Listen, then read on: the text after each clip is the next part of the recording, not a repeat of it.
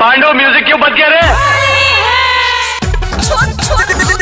भाभी को लगाएगा भौजी में देवरा सटेगा क्यूट स्टार रवि झा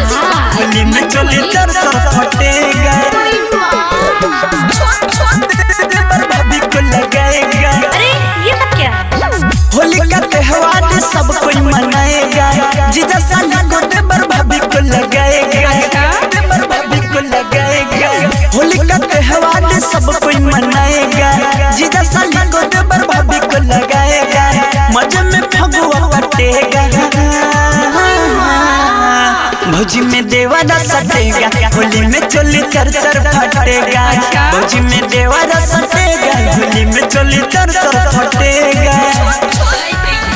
भौजी में देवरा सटेगा होली में चोली चर चर फटेगा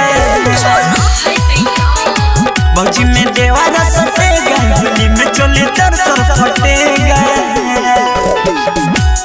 क्यूट स्टार रवि झा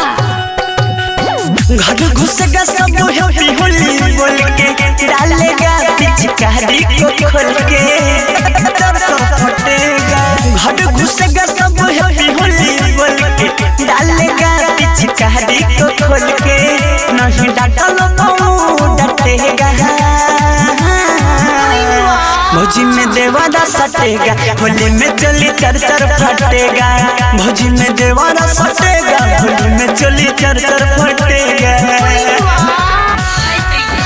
भौजी में देवरा सटेगा होली में चोली चर चर फटेगा